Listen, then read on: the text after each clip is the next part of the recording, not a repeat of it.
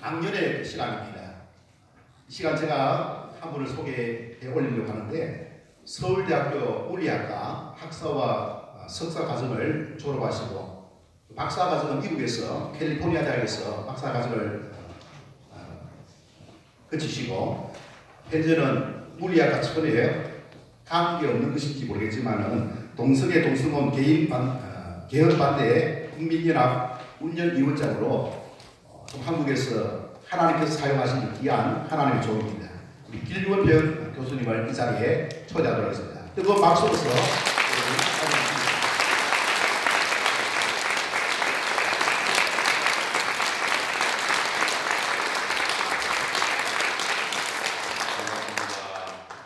귀한 자리에 초청해주셔서 감사합니다.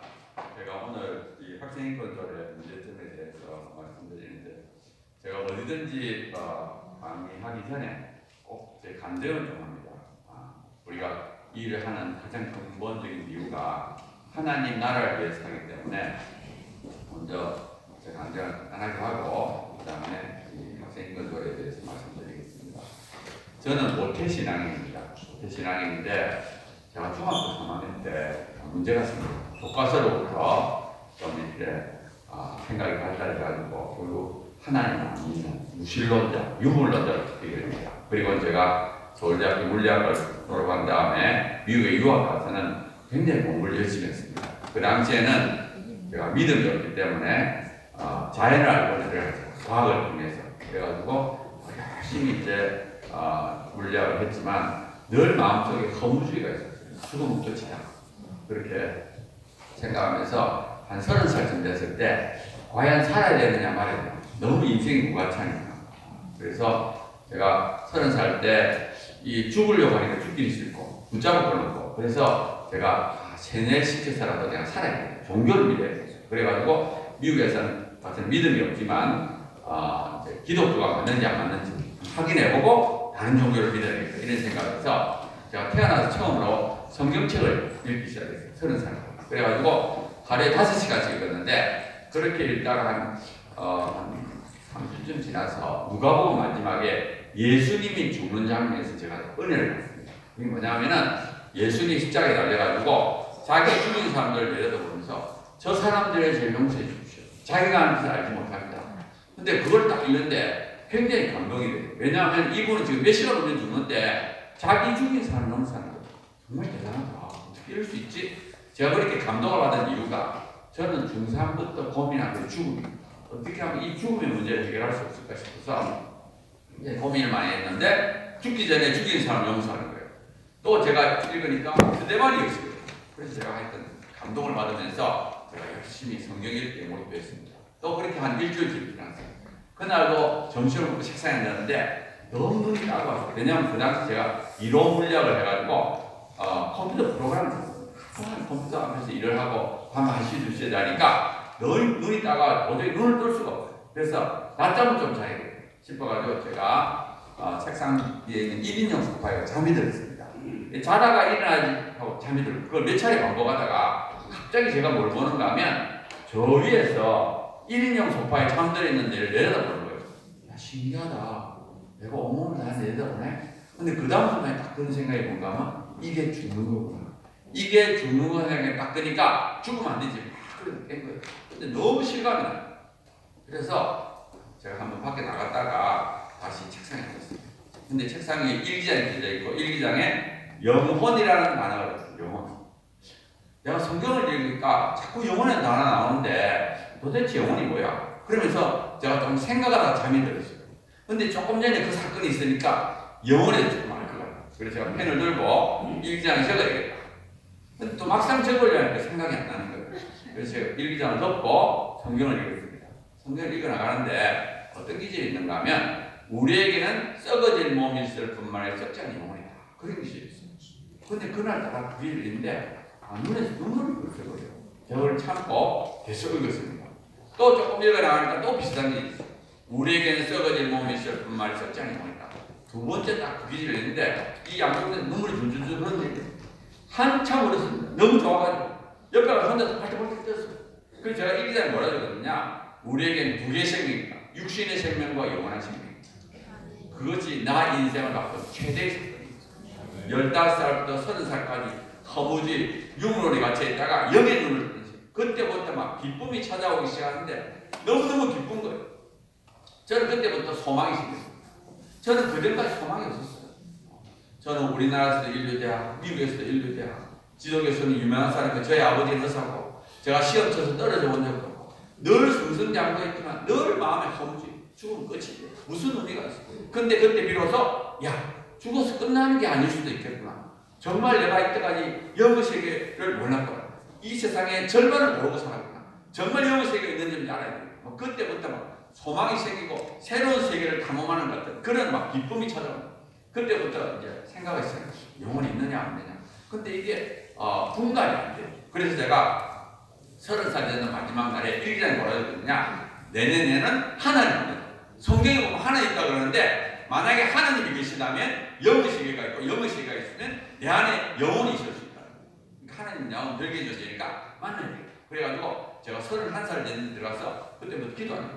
하나님, 저는 하나님 볼 수 없지만 하나님 저를 보고 계시니까 제발 제 기도 응답하셔서 나를 하나 알게 달라, 믿게 달라. 그렇게 제가 간절하게 됐어요. 그런데 하나님이 제 기도를 기다리셨어요. 그때부터 응답하기 시작하는데 1월달부터 10월달까지 모든 기도를 그래가지고 제가 8월달에 박사학위 받고 10월달에 부산이 됐어요. 그러니까 유물론자의 나를 믿게 만들어요. 하나님께서 모든 기도를 응답하셔가지고 단번에 저를 교수로 만들어요. 그래가지고 10월달에 비행기를 타고 쭉 날라오는 거예요. 교수 확정 통보를 받고. 근데 그 비행기 의자에 앉아가지고 지난 10개월 생각해보니까 진짜 모든 기도가 온다. 그 생각하는데 앞에서 바람이 불어요. 시원한 바람이 확 불어오면서 하나님이 정말 있구나. 하나님이 있다는 게 믿어지는 거예요. 하나님이 있다는 게 믿어지니까 너무너무 좋아요. 왜? 하나님이 계시면 내 안에 영혼이 있고 영혼이 있으면 죽어서 끝나는 것이 아니라 영원히 살아요. 내가 그토록 고민하던 죽음의 문제.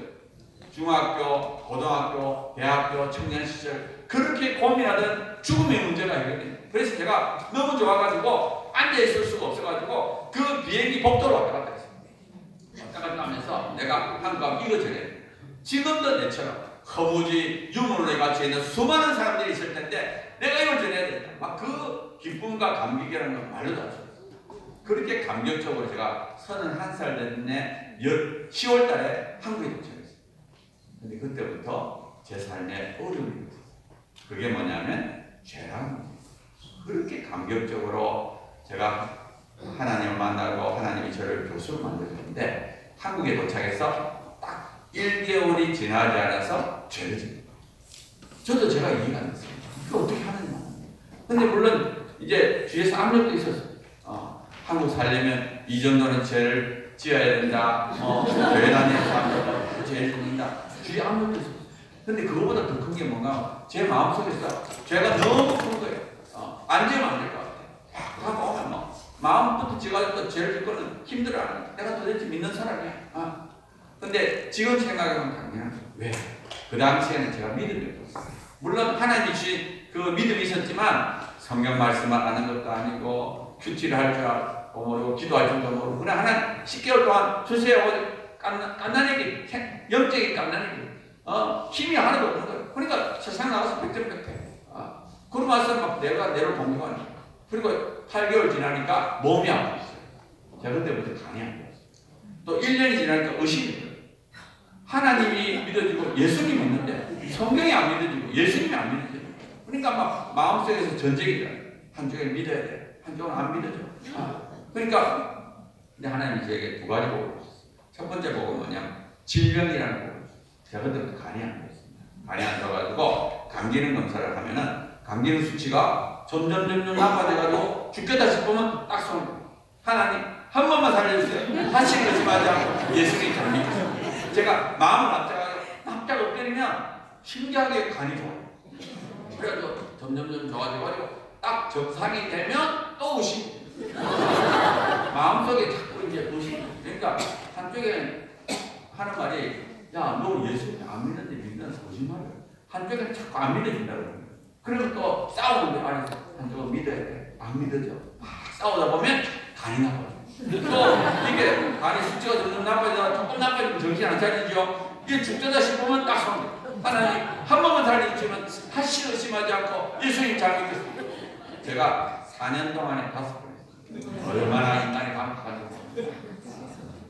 두 번째 축복은 뭐냐면은 정말 제가 생각할 때 이거 괜찮겠지 싶어도 조그마한 제가 생각할 때 근데 그게 나중에 드러나면서 그렇게 어려움을 겪는 거예요. 그걸 매번 그리고 나니까 한 서너 번 나가니까 정신이 바짝 들더라고요. 야 진짜 하나님 계시구나. 내가 기도할 때만 있는 것이 아니라 24시간 내려보고 계시고 내가 잘못하면 반드시 준비하시면서 그 생각 같거든요. 그러면서 다른 사람이 제 짓는 걸 봐주는데 나는 안 봐주는구나. 그 생각. 그 말이 뭐냐면 나는 특별하게 하나님 보고 계시구나. 그 생각이에요. 제가 지금은 64세입니다. 그러니까 벌써 30년이 지났어요. 제가 그 30년 동안에 기도 응답 받으면서 생각 몇천 번. 제가 겁이 많았어요. 겁이 많아가지고 딱 엎드려가지고 한 번만 살려주세요. 겁이 많아요. 그래서 응답을 많이 받았습니다. 또 매도 많이 맞았습니다. 지난 30년 동안 정말 또 은혜 받았다가 잊어버리고 또 얻어맞고 그 30년이 그 세월이에요. 네. 저는 지금 세 가지 사실입니다. 첫 번째, 하나님이 진짜 살아계세요. 우리 눈에 보이지 않지만 반드시 살아계셔서 우리가 잘못하면 징계하시면 살아계십니다. 두 번째로 우리는 진짜 힘입니다.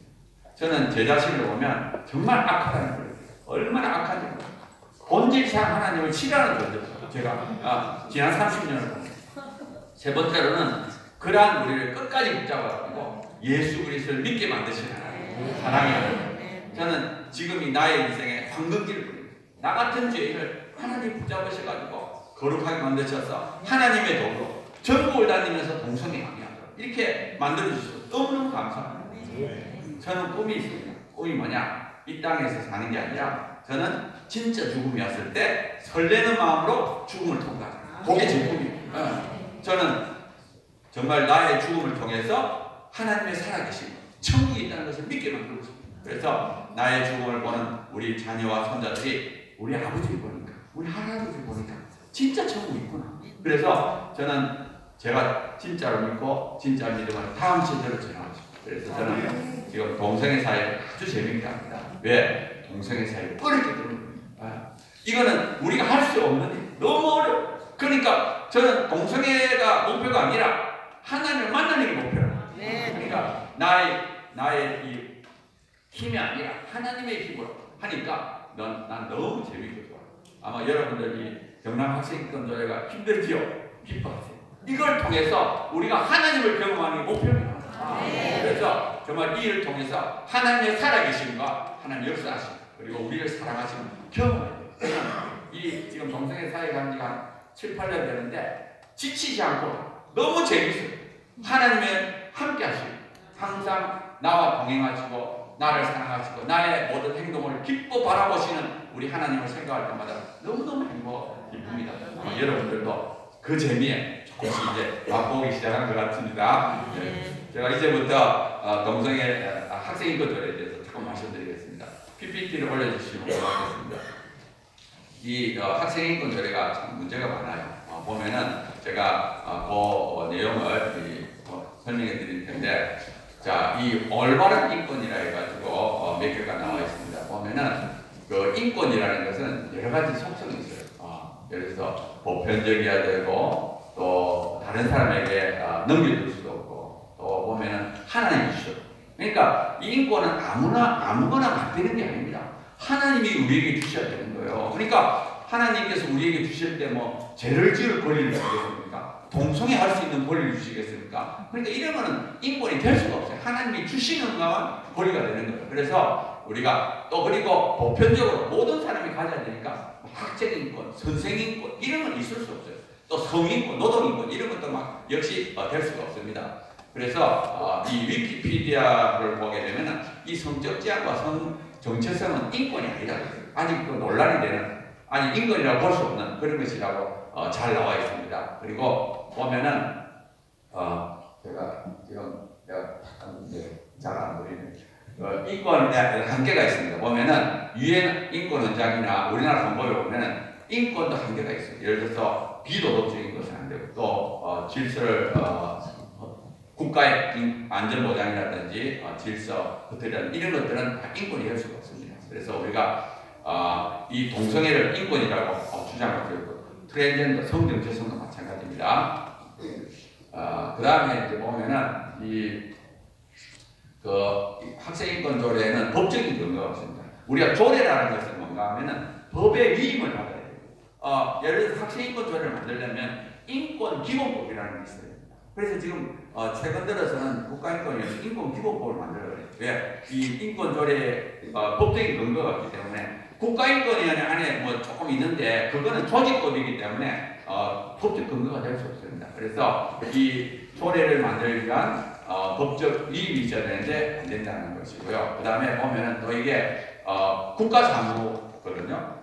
전 나라가 똑같은 것을 해야지 각 지방마다 다르면 안 돼요. 예를 들어서 경남이 다르고 또 예를 들어서 뭐 서울이 다르고 이렇게 하면 안 돼요. 이거는 전국이 똑같이 동일하게 해야 되기 때문에 이건 국가적인 사무이지 지방 사무가 아닙니다.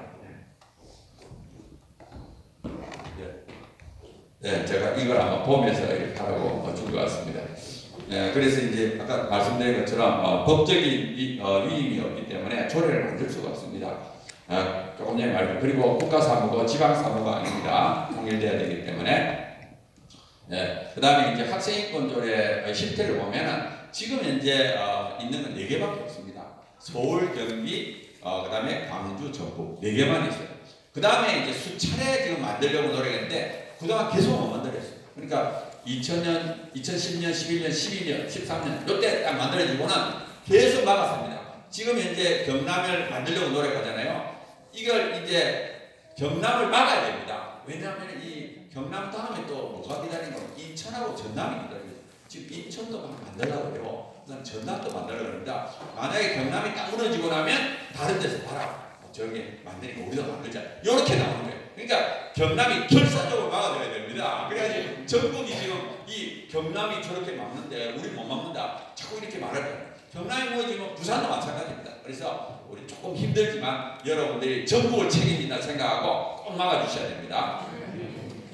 이 학생인권조례의 문제점을 보면 뭐 잘 아시겠지만 인권, 자유만 강조하고 책임과 한계가 없습니다. 그래서 만약에 이거 만들어지고 나면 그렇지 않아도 선생님들이 학생 가르치기 어려운데 더 어려워져요. 학생을 가르치기 어려워집니다. 그리고 이 교사들이 조금만 잘못하면 뭐 이렇게 고발하게 되니까 인권 침해다니까 교사들이 마음 놓고 이렇게 학생 지도를 할 수가 없어요. 오히려 포기합니다. 그냥 그렇게 하면 결국은 학생도 나빠지고 이렇게 되겠죠. 자, 뭐 예를 들어서 이게 그때 만들어졌을 때 서울시는 뭐 뽀뽀하지 말라고 뒤통수 때렸다고 벌금 보면은 엎드리면 5초간 했다고 또 역시 징계를 받았습니다. 그러니까 선생님들이 지도를 할 수가 없는 거죠. 그리고 이 경남 학생인권조례 반성문도 강요하면 안 된다 해서 결국은 선생님들의 손을 묶어버려요. 그래 학생을 지도 못하게. 그러니까 학생이 나빠지면 결국 어떻게 되겠습니까? 우리 자녀들이 나빠지는 거죠.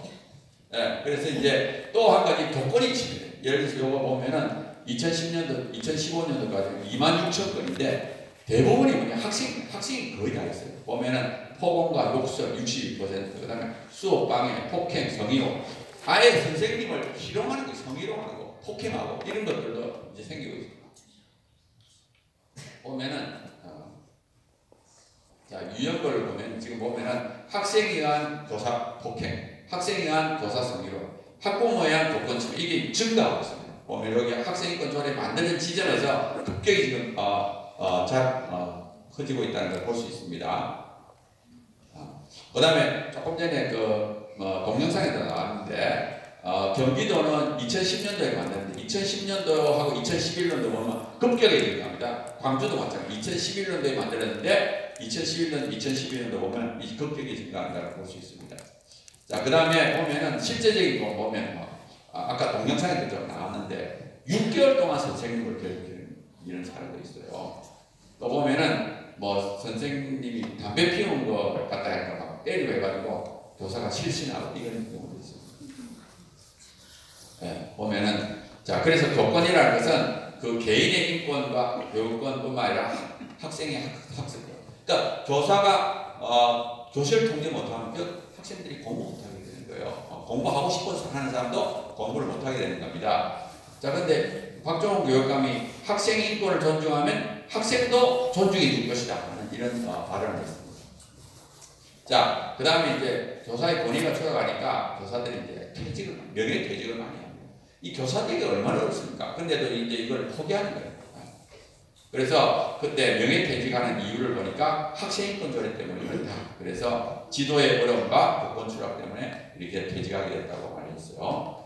자, 그 다음에 또 학생인권 옹호관을 했습니다. 그래가지고 이 학생인권 옹호관이 교사를 이제 조사할 수가 있어요. 학생들이 막 이렇게 민원을 제기하게 되면, 그래서 지금 보면 우리 지금 42조에 보면 피해 당사자의 동의 없이도 조사할 수 있다. 예를 들어서 피해 당사자가 하지 마세요 해도 계속 할 수가 있다는 거예요. 그래서 예를 들어 전라북도에서는 자살을 했습니다.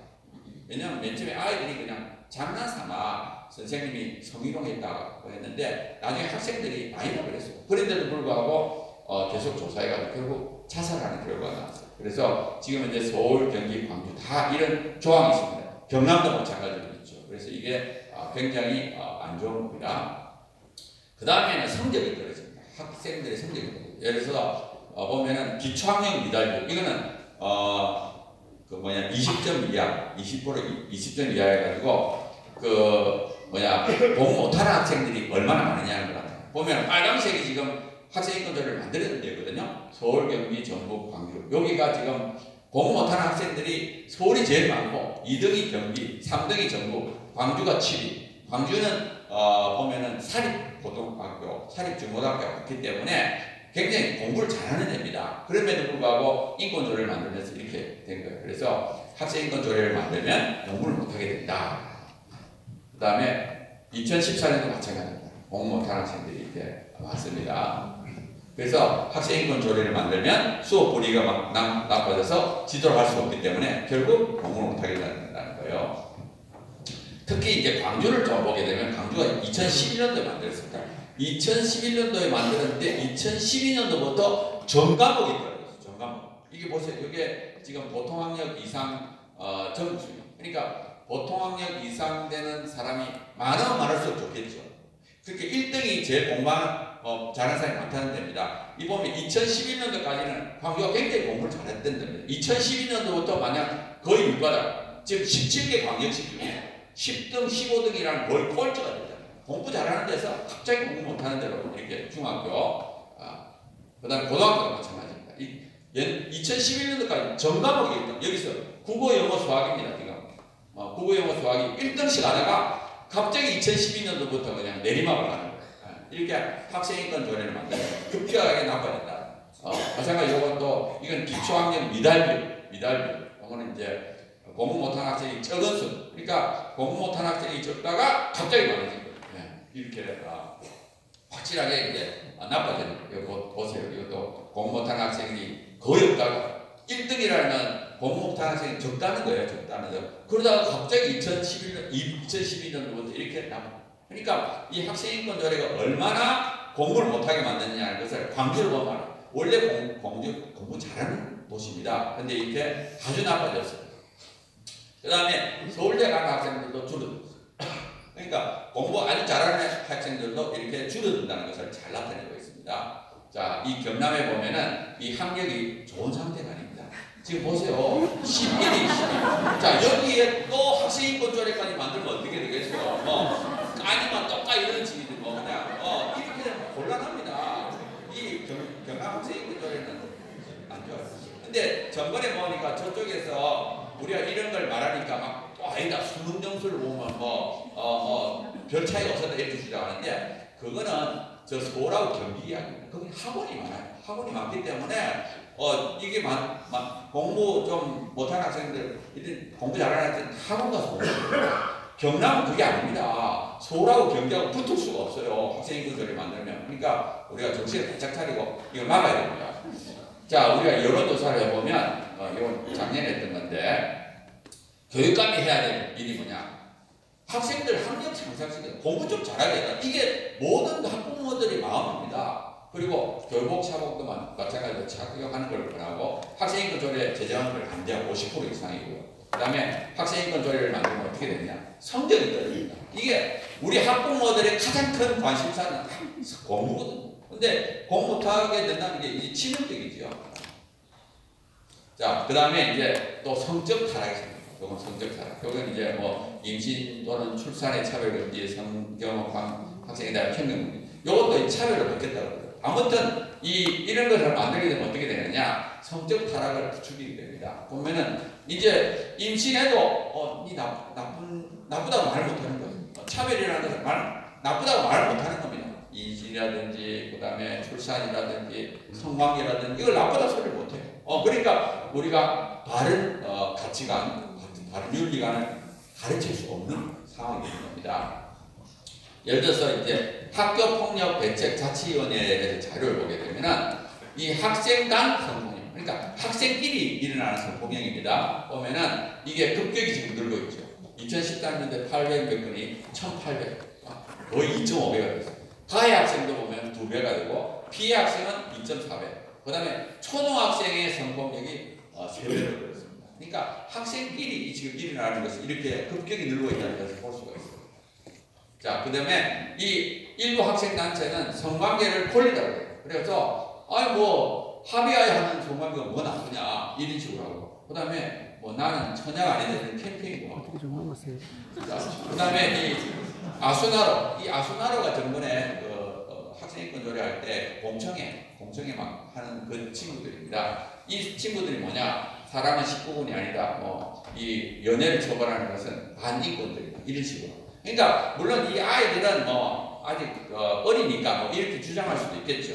그렇게 볼 수도 있습니다. 근데 더 문제가 되는 게 뭐냐면은 그것을 진보단체, 여성단체들이 지지해요. 그게 문제입니다. 보세요. 요 2015년도에 교육부에서 성교육 표준을 만들었습니다. 그 내용에 보면은 중고등학생들은 성관계 하지 말라, 절제라 이렇게 되어 있어요. 근데 이 여성단체, 진보단체에서 그거 반대했습니다. 반대하는 이유가 뭔지 알아요?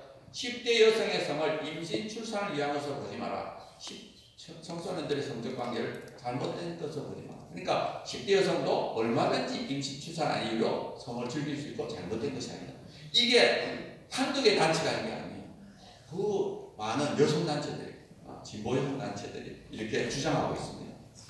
자, 그래서 보면은 이게 교육부의 압력을 넣어서 계속 지금 성교육 표준화를 바꾸라고 이렇게 하고 있는 그런 상황입니다. 그러니까 문제가 되는 거죠. 그 다음에 이제 학생들이 정치적인 도구가 될 수 있어요. 예를 들어 집회 자유, 사상, 정치적인 차별금지 이런 것들이 이제 학생들을 자꾸 이제 엉뚱한 길로 인도할 수 있죠. 그래서 학생들은 선생님 말을 잘 듣습니다. 그러니까 선생님이 자꾸 이제 부추기게 되면 잘못된 이데올로기를 갖게 되고 투쟁을 하고 집회를 가할 수 있게 돼요. 그리고 이제 학생인권 조례를 또 그렇게 집회 참석하는 거를 출석으로 인정하는 이런 식으로 나오게 되니까 문제가 되는 겁니다. 자, 그 다음에 또 종교차별. 예를 들어서 종교차별, 학생인권 조례 안에 종교차별이 딱 들어가게 되면 사회비를 비판할 수 없어요. 예를 들어서 체포 시간에 JMS, 여기 이단입니다. JMS 교주가 여성들을 성폭행해가지고 감옥에 있다 이렇게 말했는데 JMS 학부모협의회 대표가 와서 이제 고발하겠다고 이렇게 한 거예요. 보면은 사과해라. 왜냐면 학생인권 조례 안에 특정 종교를 비방하거나 선전하여 학생들에게 종교적 편견을 일으키는 행위를 금지한다. 이런 기준이 있으니까 결과적으로 이거를 편견을 일으켰다는 거예요. 꼭 JMS를 비방했다는 거죠. 그래서 고발하겠다는 거예요. 그 다음에 또 예를 들어 학교 내에서 학생이 이제 하나님의 교회, 이것도 이단입니다. 학생이 이제 친구들한테 자꾸 이제 이단으로 가자고 하니까 교목이 뭐라 그랬냐? 하지 마라 그랬어. 또 학생이 이거 사회비를 터뜨리는 걸 막았다고 또 하는 거예요. 그러니까 이제 이 종교차별이라는 것이 정말 이 문제가 일으키는 거죠. 자, 그 다음에 이제 가장 큰 문제가 뭐냐? 성정체성. 요건 이제 수정안에서 바뀌지 않을 거예요. 성정체성, 성적 지향을 빼지 않을 거예요. 이거는 전 세계적인 추세다 이러면서 안 뺀 것 같아요. 그래서 제가 그걸 좀 집중적으로 설명하면 이 성정체성이 뭐냐? 트랜스젠더를 포함합니다. 성정체성은 자기를 생각하는 거예요. 예를 들어서 내가 남자지만 내가 여자라고 생각하면 여자라고 인정해 주라는 거예요. 성정체성이 그겁니다. 생물학적 성하고 상관없이 그 사람이 마음으로 생각하는 성을 인정해 주라는 거예요. 그 차별금지라는 거예요. 그러니까 트랜스젠더를 차별하면 안 된다. 그럼 어떻게 되느냐? 남녀 구별이 없어져요. 그 다음에 남자가 남학생이 예를 들어서 내가 여자라고 생각하면 여자 화장실을 갈 수 있는 권리가 주어집니다. 실제로 2014년도에 미국 캘리포니아에서는 초중고등학교에서 트랜스젠더가 자기 원하는 화장실, 탈의실, 샤워장을 갈 수 있습니다. 그런 식으로 가게 되는 거예요. 그 다음에 성적 지향도 역시 마찬가지. 여기 성적 지향이라는 것은 성적으로 어디를 향하냐? 동성을 향하면 동성애, 이성을 향하면 이성애. 그래서 지금 현재 4개 다 들어있습니다. 다 들어있고 여기도 꼭 넣어야 되겠다. 지금 주장하고 있는 겁니다. 자, 그래서 이제 성적 지향이 만약에 들어가면 어떻게 되느냐? 동성애를 비윤리적이라고 보는 학교 구성원들이 오히려 피해를 당합니다. 동성애 안 좋다는 사람. 예를 들어서 동성애자는 얼마든지 유혹할 수 있어요. 차별 금지에 의해서. 그렇지만 이제 계속 시달리는 거죠. 그 다음에 만약에 선생이 그래도 동성애자 선생은 학생을 마음대로 유혹할 수가 있는 거예요. 그러니까 이게 큰 문제가 돼요. 더 이상 학교 내에서 동성애 학생을 막을 수 없습니다. 그래서 외국에서는 아예 동아리를 만들었어요. 초중고등학교 안에 동성애 동아리를 만들어가지고 공개 모집을 해도 못 막습니다. 그렇게 될 수가 있다는 거예요. 그 다음에 이 동성애 옹호 교육, 그러니까 동성애가 안 좋다는, 예를 들어 동성애와의 에이즈 관계를 교육한다는 이런 게 다 금지가 되니까, 차별 금지에 의해서 금지가 돼버리기 때문에 결국 동성애자들의 함이 높아지게 됩니다. 그리고 우정을 착각할 수가 있는 거죠. 그리고 결국은 에이즈가 됩니다. 우리나라 지금 10대, 20대 청소년, 청년들이 이 동성애를 알기가 급증하고 있습니다. 그런데 이제 그게 점점 더 많아지게 되는 거죠. 자, 이제 요거는 한국질병과학 통계를 보면 누적 감염자가 12,500명인데 그 중에 남자가 93% 이상입니다. 대부분이 남자예요. 그리고 매년 생기는 에이즈 감염자, 신규 감염자도 남자가 대부분입니다. 근데 99.9%가 성관계. 그러니까 성관계에 의해서 감염이 되는데 항상 93% 이상이 많다. 그러면 남자가 남자에게 성관계 하는 거라고 보시면 됩니다. 그래서 우리나라 에이즈는 거의 남성 동성애로 말미암아 생기고 있다 이렇게 보시면 돼요. 그 다음에 이 10대 후반 이 학생들이죠. 학생들이 신규 감염자가 급격히 늘고 있어요. 지금 2000년부터 늘고 있습니다. 그러니까 우리나라 지금 2001년도에 국가인권일보를 만들어지면서 이렇게 됐습니다. 자, 그럼 예를 들어 서구에서는 아예 동성애 많아 이런 걸 가르쳐요. 아빠의 룸메이트 이래가지고 우리도 이렇게 될 가능성이 높다는 거죠. 그러니까 이런 걸 막아야 되는 거죠. 자, 그 다음에 이제 차별 금지하고 배려하고 차이점을 제가 좀 설명할게요. 우리가 차별 금지하면 이게 좋은 거로만 생각하는데 왜 이게 위험한가 하면 우리가 흔히 말하는 배려라는 것은 우리가 잘못되더라도 그 사람을 이해하려고 하는 거예요. 이건 배려입니다. 우리가 비록 학생이 잘못하더라도 그 사람을 이제 품어주고 좋은 길로 돌아오도록 배려를 할 수 있어요. 그건 배려해야 됩니다. 근데 차별 금지는 뭐냐면은 그 행위에 대한 도덕적 정당성을 부여합니다. 그렇게 해도 떳떳하게 만들어요. 예를 들어서 임신해도 떳떳하게 만들고, 그 다음에 출산해도 떳떳하게, 성관계에도 떳떳하게, 동성애도 떳떳하게. 그게 차별금지예요. 그래서 우리가 차별금지라는 말을 우리가 쓰지 말라고 이렇게 하는 거죠. 그래서 지금도 보면은 우리가 미혼모를 배려하는 건 좋지만 임신 또는 출산을 차별금지 조항에 넣으면 안 된다는 거예요. 그러면 애를 낳는 거, 임신하는 것도, 성관계하는 것도 다 괜찮다. 지금 뭐 수정안에 보면은 이 성관계도 뭐 예를 들어서 한 사람은 차별금지하라고 했기 때문에 이런 식으로 되는 거예요. 그래서 우리가 차별금지는 정당성을 부여하기 때문에 하면 안 된다 이렇게 볼 수 있습니다. 그래서 이 차별금지가 굉장히 미혹하는 용어입니다. 왜 이걸 좀 강조하는가 하면 이 대다수의 사람들, 일반인들, 그러니까 이제 지금 교육감이라든지 이런 사람들이 다 차별금지라는 데 용어에 미혹을 냈어요. 미혹. 그러니까 그 사람도 자꾸 하려고 하는 이유가 아까 말씀하신 것처럼 자꾸 잘못된 사상이 딱 들어와서 그게 옳다고 생각하니까 자기는 그게 옳은 줄 알고 하는 거예요. 그게 문제입니다. 이 차별금지의 의미가 뭐냐면 차별이라는 것은 분리, 구별, 배제하거나 불리하게 대화하는. 그래서 우리가 차별이라는 게 나쁜 의미만 있는 게 아니에요. 좋은 의미도 있습니다. 정당한 차별. 이거는 도덕, 양심, 종교, 사실에 근간 합리입니다. 이거는 좋은 차별이에요. 그래서 보면은 두 종류의 사유가 있습니다. 우리가 가치중립적 사유, 요거는 선천적이거나 불가항력. 예를 들어서 우리가 남녀, 장애, 인종, 요거는 가치중립적이에요. 요거는 우리가 정당한 차별, 좋은 차별이 없습니다. 반면에 가치의존적 사유, 요거는 사회적, 윤리적 논란이 되는 사유. 있어요. 요거는 뭐 동성애, 흡연, 트랜스젠더, 중독 이런 거는 같이 얻은 요거는 정당한 차별, 좋은 차별이 있습니다. 물론 나쁜 차별도 있어요. 우리가 뭐 동성애 한다고 해서 그 사람을 모욕한다든지 이렇게 하면 안 되겠죠. 그러니까 좋은 차별과 나쁜 차별이 다 같이 있는 게 가치의존적 사유가 되겠습니다. 그런데 이 동성애 차별은 여성 차별이나 흑인 차별하고 같지 않습니다. 아까 말했던 대로 이 동성애는 가치의존적이고 이 여성 그다음에 흑인 이런 가치 중립적이기 때문에 똑같잖아요. 근데 이 사람들은 자꾸 동성애 차별하고 여성 차별, 흑인 차별을 같게 놔요. 여성 차별, 흑인 차별 하지 말듯이 동성애 차별하면 안 된다 이렇게 주죠. 그거는 같지 않습니다. 여성하고 흑인 이런 거는 윤리적인 문제가 아니에요. 동성애 윤리적인 문제입니다. 그래서 그런데 이 동성애자들이 자꾸 주장하기 타고난다고. 선천적이다. 동성애는 어쩔 수 없지 않다. 왜? 여성하고 흑인하고 똑같이 놓으려고 자꾸 주장하는데 동성애 절대 타고나는 것이 아닙니다. 그리고 포괄적 차별금지법을 우리가 반대하는 이유가 뭐냐? 포괄적 차별금지법은 이 가치중립적과 가치의존적을 미흡하는 그 전부 똑같이 해가지고 국가인권법도 그런 면이 있고요. 차별금지법도 그렇고 지금 인권조례도 마찬가지. 이런 걸 똑같이 그냥 동일한 그 해가지고 차별금지 사유에 넣었기 때문에 반대하는 겁니다. 그 다음에 이 아까 조금 전에 말했듯이 가치의존적 사유, 동성애 흡연에는 두 가지가 있습니다.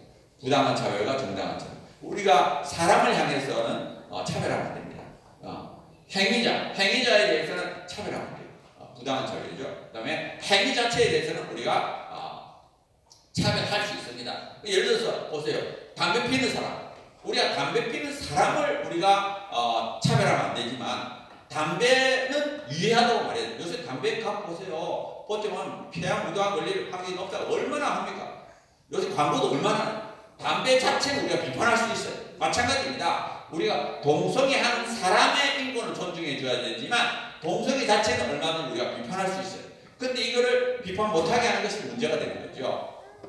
자, 그 다음에 또 보면은 우리가 행위자의 기본권을 보장한다 해서 그 사람이 모든 행위를 보장하는 거예요. 예를 들어서 우리가 동성애자의 인권을 보장한다. 동성애자를 차별하면 안 된다. 그렇다고 해서 그 사람이 동성애하는 것을 보장해버리면 안 됩니다. 그래서 우리가 조심해야 돼요. 근데 이 사람들 어떻게 맨 처음에 말을 하느냐? 동성애자도 불쌍하지 않느냐? 그 사람들도 차별받지 않고 인권을 보장해줘야지. 여기에 딱 합니다. 그럼 우리 생각이 맞아요. 동성애자라고 해서 그 사람들의 인권을 존중 안 하면 안 되지. 차별하면 안 되지. 딱 그렇게. 동성애자 인권 보장. 그 다음에 동성애자 차별하면 안 돼. 그게 살짝 바뀝니다. 그래도 동성애 차별금지를 바뀝니다. 이건 다르지요. 동성애는 행위고 동성애자는 사람입니다. 우리가 지금 학생인권조례 안에 동성애자 차별금지가 아닙니다. 그 안에도 성적지향, 동성애가 들어가는 거예요. 그리고 교묘하게 이제 이렇게 미용하는 거예요. 자, 동성애는 인권이 될 수 없습니다. 아까 말했던 대로 인권은 도덕성, 보편성이 있어요. 그러니까 모든 사람이 갖고 있는 거예요. 예, 그리고 도덕적으로 문제가 없고 동성애는 그렇지 않습니다. 이 보면은 우리나라 헌법재판소나 대법원에서는 동성애는 비정상적인 성적 교육적 행위로서 객관적으로 일반인에게 혐오감을 일으키게 하고 선량한 성적 과정에 반합니다. 그러니까 이미 4번이나 판결했습니다. 2016년도 제일 최근 2016년도에서 동성애는 비정상이다, 혐오감을 일으킨다, 반도덕적이다 이렇게 이미 말했습니다. 그러니까 동성애는 절대 인권이나 차별금지 사유가 될 수가 없습니다. 자, 만약에 이제 동성애 차별금지법을 만들면 어떻게 되냐? 첫 번째, 공공장소에서 비정상이나 비윤리적이나 죄라고 말할 수가 없습니다. 처벌받게 돼요. 그리고 학교에서는 동성애를 정상이라고 하죠. 그리고 동아리를 만들어서 외국에서는 지금 동아리, 초중고등학교 동아리 만들어요. 학교는 오히려 그 동성애 동아리를 도와줘야 돼요. 그리고 학생을 불러가지고 끊으라고 말도 못합니다. 네, 그 다음에 이제 건전한 성윤리 가진 국민의 권리가 제한 또는 금지돼요.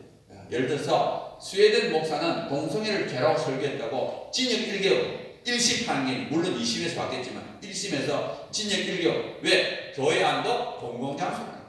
교인 중에 동성애자가 있을 수 있지 않느냐. 아니 그렇게 설교하면 동성애자는 얼마나 상처를 받았겠느냐. 그러니까 그렇게 말하면 안 된다는 거예요.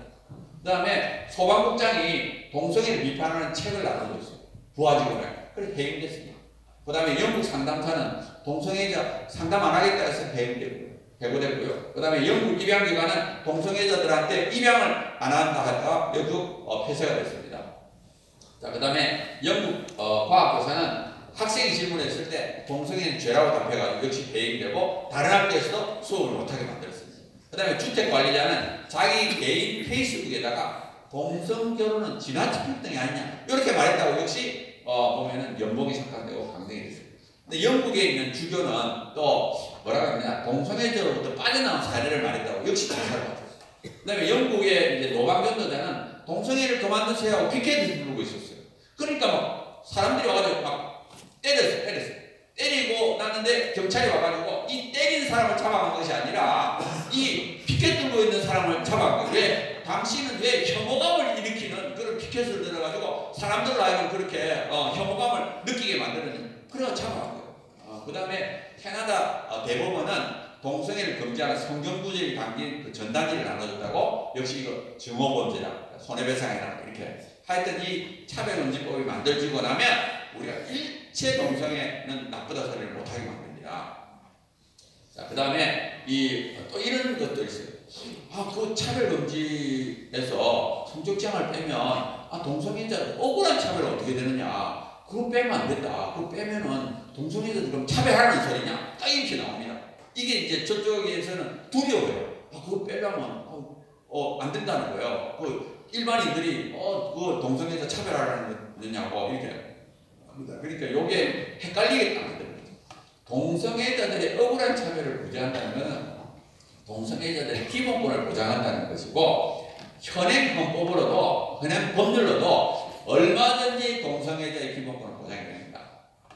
그 동성애 행위는 우리가 이게 옹호는 못하겠지만 동성애 한다고 해서 그 사람이 어떤 여러 가지 직업이나 주거나 이 자유가 다 보장이 돼요.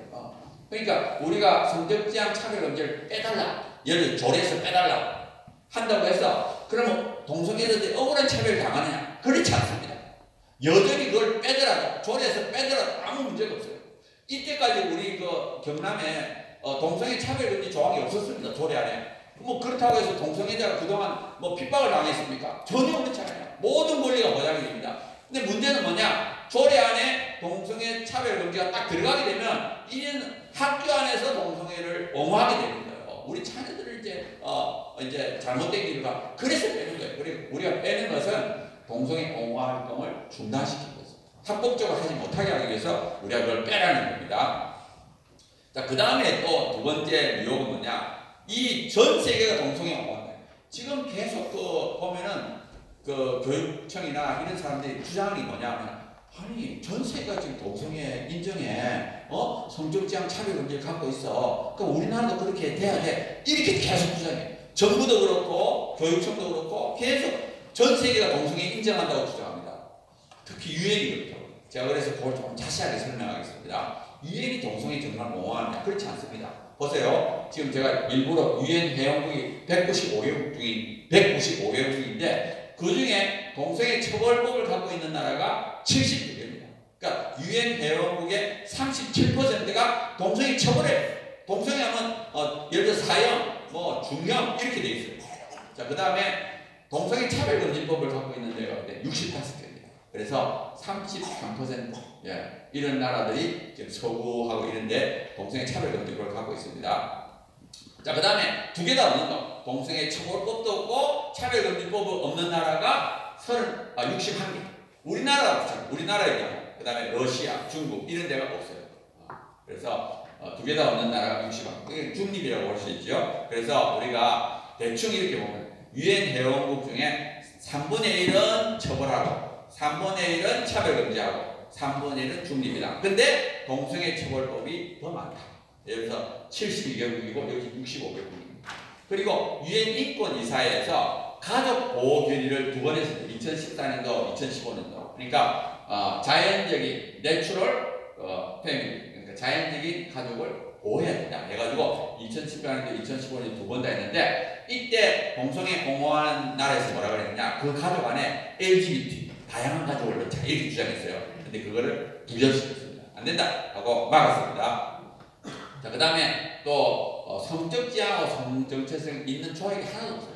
유엔 조약 안에 합법적으로 우리나라가 공식적으로 국회에서 이렇게 동의한 조약에는 아무데도 성적 제한과 성적 채소 없습니다. 예를 들어서 우리 사회권 교육하고 자유권 교육, 그 안에는 섹스, 생물학적 그건 들어있지 성적 제한, 성적 채소 없습니다. 자, 근데 이제 요 위원회, 사회권위원회라는 것이 지금 사회권 규약에 의해서 만들어졌는데 요 위원회 안에 있는 사람 국가들이 쉽게 말하면 선진국들이 그래가지고 이 사람들이 요거를 잠깐 이렇게 왜곡시키려고 했어요. 예를 들어서 2009년도에 사회권 규약 2조 2항의 기타의 신문안에 성적 제한과 성별 정체성을 포함한다고 결정했어요. 요 위원회 자체에서 위원회라는 것은 유엔 전체가 아니죠. 거기서 이제 저런 말을 했어요. 그러니까 2009년도에 총회에서는 안 된다. 그거 포함 안 된다. 딱 부결시켰습니다. 그러니까 제가 이거 말씀드리는 이유가 유엔 전체는 여전히 동성애를 반대한다는 것을 말씀드리고 싶어서 그래요. 그래서 국제법은 성적 제한과 정체성에 대한 개념을 인정 안 하고 유엔은 각자 결정한 문제다 이렇게 말하고 있습니다. 자, 근데 이제 요 유엔 인권 이사회에서 성적 제한을 차별하면 안 된다는 것을 세 번 결의한 적이 있어요. 예를 들어서 2011년도, 2016년도 이제 했는데 보면 그럼 왜 이렇게 이때는 통과가 됐느냐? 요 유엔 인권 이사회 안에는 동성애를 차별하면 안 된다는 나라가 더 많아요. 유엔 전체를 볼 때는 동성애를 처벌해야 된다는 것이 더 많은 반면에 유엔 인권 이사회 안에는 차별하면 안 된다는 게 더 많아요. 아까 말했던 대로 아까 사회권위원회도 마찬가지죠. 그러니까 그 소규모 위원회 안에는 동성애 차별하면 안 된다는 게 더 많을 수가 없어요. 그래가지고 여기서 그런 결정을 그러니까 유엔 산하기구, 유엔 인권이사회나 사회권위원회에서 전체 유엔의 뜻을 왜곡시키고 그리고 나서 이제 막 압력을 넣으니까 마치 유엔이 동성애 인정하는 것처럼 이제 착각하게 됩니다. 그리고 이 사람들이 자꾸 그렇게 주장하는데 실제로는 그렇지 않다. 그렇게 보시면 되겠습니다. 자, 그리고 그럼 왜 이렇게 교육감들이 인권위를 이렇게 만들려고 그러느냐? 두 가지 이유가 있습니다. 첫 번째는 뭐냐면 학생들을 이렇게 자꾸 키워야 돼. 여기서 말하는 이 민주주의라는 것은 싸우게 만드는 거예요. 전쟁하게 만드는 거예요. 투쟁하게 만드는 거예요. 그리고 자기들이 결국 이 애들이 자라면 자기들의 표가 된다는 거예요. 그러니까 자꾸 이제 그쪽을 지지할 걸 만들려고 노력합니다. 그 다음에 또 하나는 뭐냐? 자기들한테 유해 인권센터, 인권홍화, 인권위원회 이런 걸 다 만들면 그 다음에 자기 사람들 다 심습니다. 심으면 이제는 그 사람들이 월급을 받으면서 학생들을 세뇌시켜요. 그러니까 일거양득이죠. 자기 편을 넣어가지고 돈 받게 하고 또 그 다음에 그들이 학생들을 이제 세뇌시키고 그러니까 뭐 얼마나 좋겠어요. 그러니까 계속 이걸 만들죠. 그러니까 이 조례를 만들 때 항상 그 안에 뭘 넣느냐? 이 위원회 이거 만들도록 꼭 넣습니다. 넣고 그 다음에 이제 보조금도 지급해주고 그런 단체들 이런 식으로 그래서 이걸 집요하게 만들려고 하는 이유가 자기들한테 유리하기 때문에 학생은 염두에 없어요. 학생이 어떻게 되는 거 상관없이 자기들 편, 자기 그 나중에 정치적인 이익을 위해서 이렇게 노력하는 겁니다. 자, 결론을 이제 가겠습니다. 첫째는 아까 말했던 대로 이게 상위법이었기 때문에 이거는 만들면 안 된다. 법적으로 문제가 되는 위헌이다. 그래서 상위법도 없고 국가사무이기 때문에 안 된다는 것을 말씀드리고요. 그 다음에 이렇게 아까 또 상위법 위반. 예를 들어서 학교장의 그 교육법권, 이제 초중등 교육법이라든지 학부모 양육권을 빼앗고 그 다음에 지방자재법 이런 걸 다 위반하게 됩니다. 그래서 조례는 이걸 만들면 안 된다 이렇게 보고요. 그 다음에 인권조례를 안 만들어야 돼요. 이거는 우리가 어렸을 때 독소조항만 빼면 만들면 안 돼 이렇게 할 수 있는데 그건 아니에요. 왜냐하면 예를 들어서 이제 강원도 경남에서도 옛날에 2015년도 만들려고 그랬어요. 이것만 만들려고 한 게 아닙니다. 2015년도에도 경남에서 만들려고 했는데 독소조항이 없었어요. 쉽게 말하면 동성애 옹호조항이 없었어요. 근데 보면은 이 강원도에서 보면은 내부 회의 일단 만들고 나서 수정하는 쉽다. 그러니까 일단 처음에는 독소장을 빼고 만들자 이렇게 했는데 그래서 우리가 독소장이 없다고 해서 찬성하면 안 되고 그 다음에 또 하나는 이유가 뭐냐면 여기 아무리 이제 동성애에 빠졌다 예를 들어서 지금 현재 물론 수정안에 들어있지만 이 차별금지 사회에서 성적장을 뺐다 그래도 그거 우리가 받아들일 수 없습니다. 왜? 우리나라 인권 업무의 가장 위에가 국가인권위가 지금 동성애를 지지하기 때문에 이 조례가 딱 만들어지고 나면 인권 교육이라는 이름으로 학생들한테 동성애 옹호를 합니다. 그걸 막을 수가 없어요. 그래서 우리가 이거를 이 국가인권위원회가 이 국가 동성애 옹호 기관인데 아주 그냥 2001년도에 만들었어요. 2001년도에 국가인권을 만들 때 성적장을 넣었습니다. 국민의 의견도 수렴하자. 그 당시에는 성적장이 무슨 의미도 몰라요. 국민도 모르고 국회의원들도 모르고. 그리고 이 사람들이 넣을 때 성적장 정의를 안 했습니다. 정의. 자기들이 말하면 이제 동성애라고 반대할까봐. 그리고 처음에는 30쪽, 저 뒤쪽에 딱 넣어놨다가 앞으로 당겼습니다. 그러니까 숨겨 만든 거죠. 그 다음에 보면은 이 국가인권을 그걸 만든 다음에 얼마나 이 아이들을 바꾸려고 했는지. 2003년도에 동성애 청소년 유해가 아니라 청소년 보호를 딱 바꿔버렸어요. 그리고 나서는 그 다음에 동성애 옹호하는 영화, 만화, 애니메이션 계속 만들어가지고 학교에서 그걸 틀어주도록 만들었어요. 그리고 나서 보면은 또 동성애자에 대해서 법을 바꾸고 교과서를 바꾸고 한번 교과서도 바꿨습니다. 교과서 집필기준도 바꿨고. 그러니까 이쪽에는 집중적으로 아이들을 바꾸고 아이들을 바꿔야지 이긴다. 그 다음에 차별금지법도 만들라 했고 그 다음에 보면은 이 군대 내에서 군역법, 한문성교 안을 이제 허용하고 이렇게 했고 인권보도지에서 동성애와 에이즈 관련해서 못 쓰게. 그 다음에 퀴어 축제, 서울, 광주, 대구에 부스를 해가지고 참여하고 또 2018년에는 아예 무지개 현수막을 걸어놨어요 밖에다가. 그 다음에 헌법도 바꾸려고 했고요. 그 다음에 한동대하고 송실대에는 이 동성애 지지하고 예를 들어서 한동대의 경우에 다자성애 이 다자성애라는 게 뭔가 여러 사람이 함께 성가면 남교라고 해서 남교. 그 다음에 다자성애, 성매매, 동성애 옹호하는 집회를 주도한 학생이 징계했습니다. 한동대 그 기독교 이념에 권학 이념에 응한다. 근데 그 징계하지 말라는 그런 일을 다시 하지 마라. 그 다음에 숭실대도 마찬가지입니다. 동성결혼 옹호하는 영화를 상영 못하겠는데 그것도 상영시켜라. 이렇게 해서 지금 인권위가 이렇게 압박을 하고 있습니다. 그러니까 중고등학교, 대학교를 전부 압박을. 그래서 우리가 이 국가인권위 활동이 동성애자의 억울한 차별을 구제하겠다. 우리가 그걸 왜 막겠습니까? 동성애자도 억울한 차별을 받으면 안 되죠. 근데 이건 동성애 자체를 정상이라고 인정하고 그렇게 동성애 옹호하니까 문제가 되는 겁니다. 자, 그래서 이 국가인권위를 보고서 성적장을 뗄 때까지는 절대 조례 만들어요.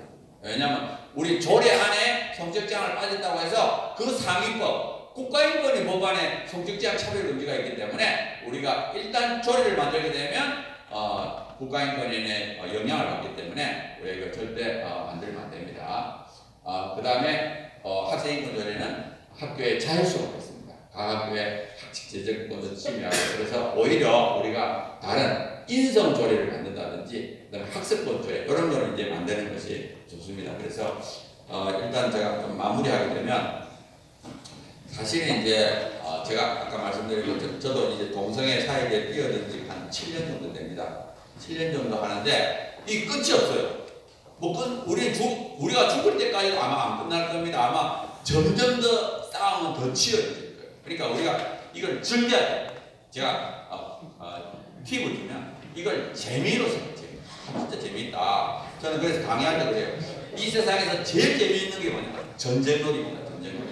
우리 보통 게임도 보면 이 게임 보면 거의 전쟁입니다. 전쟁이 그렇게 재미있어요. 그리고 스포츠도 다 전쟁이잖아요. 스릴이잖아요. 이 경남 학생이 진짜 스릴이 있어요. 저쪽에서 한 명이면 이쪽에서 한 명이고 막 아슬아슬하잖아요. 이 정말 통과되는 거냐 안 되는 거냐 아주 스릴이 있습니다. 그죠? 여러분들 그 전쟁에 아주 현장에 있는 사람들이 얼마나 우리는 관전인데도 재밌는데 여러분들 현장에 있으니까 더 재밌잖아요. 그러니까 이걸 즐겨야 됩니다. 왜? 하나님은 이 땅에 잡초를 박았어요. 잡초가 없어지기를 바랍니다. 시간만 지나면 잡초를 자라요. 비가 오고 하면 얼마든지 잡초 자르는 재미가 있어요. 잡초 자르는. 하나님이 우리에게 능력을 주셔가지고 나 자라는 잡초를 이렇게 자르도록 보람 있는 가치 있는 일을 하도록 이렇게 주셨기 때문에 항상 하시고 그 다음에 우리 힘으로 안 됩니다. 어려운 일이 닥치면 하나님이 무슨 은혜를 주실까?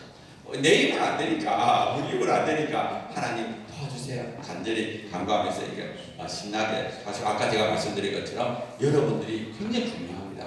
경남이 뚫리면 그 다음에 인천하고 전남이 뚫립니다. 그리고 전국이 다 퍼져요. 그러니까 여러분들이 결사적으로 이건 내가 전국을 책임져 주신다 이렇게 생각하고 아주 강력하게 하셔야 되고요. 제가 2월달에 사과를 했습니다.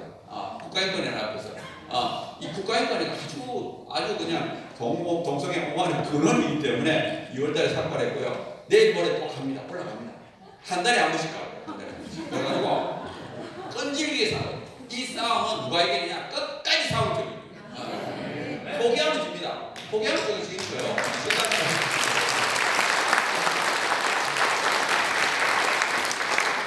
그리고 걱정하지 마세요. 저쪽이 더 두려워요. 저쪽은 진짜 이거 만만치 않네. 걱정을 많이 해요. 왜 걱정을 많이 하느냐?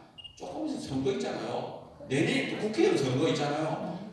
그 사람들이 말을 안 해서 그렇지 굉장히 걱정합니다. 야, 이거 내 선거하고 영향 있는 거 아니야? 이 두려움이 있는 거예요. 그러니까 우리가 계속 말해야 돼. 그 정치인들을 만날 때 우리는 동성애 옹호하는 사람 절대 안 뽑아준다. 정당 절대 안 뽑아준다. 계속 말해. 그러면 저 사람들이 동성애 이 조례 통과됐다. 통과됐다 하면 끝장이야. 다 이렇게 평가를 해요. 정치인들은 표가 무섭습니다. 국민이 무섭습니다. 그러니까 절대 두려워하지 말고 저쪽이 지금 더 겁내고 있다.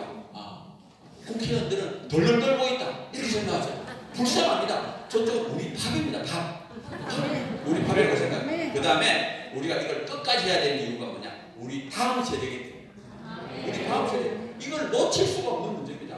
이건 뭐 해도 되고 안 돼도 되는 문제가 아니에요. 우리 자녀들의 문제입니다. 아까 말씀드렸죠. 우리 아이들이 공부를 못하게 돼요.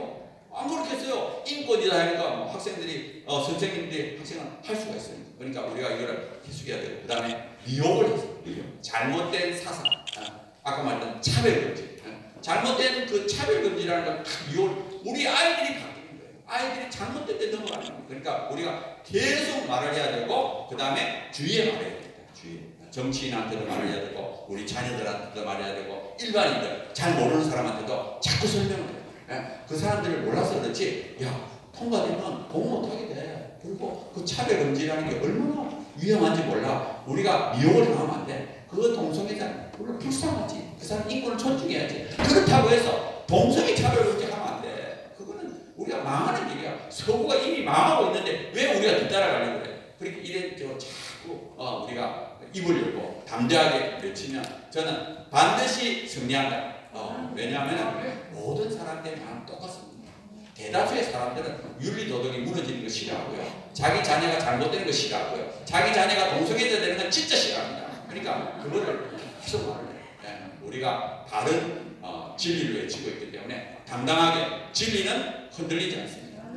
아무리 짓밟아도 진리는 무너지지 않습니다. 자신감 있게 외치고 반드시 승리하길 바랍니다. 네, 감사합니다.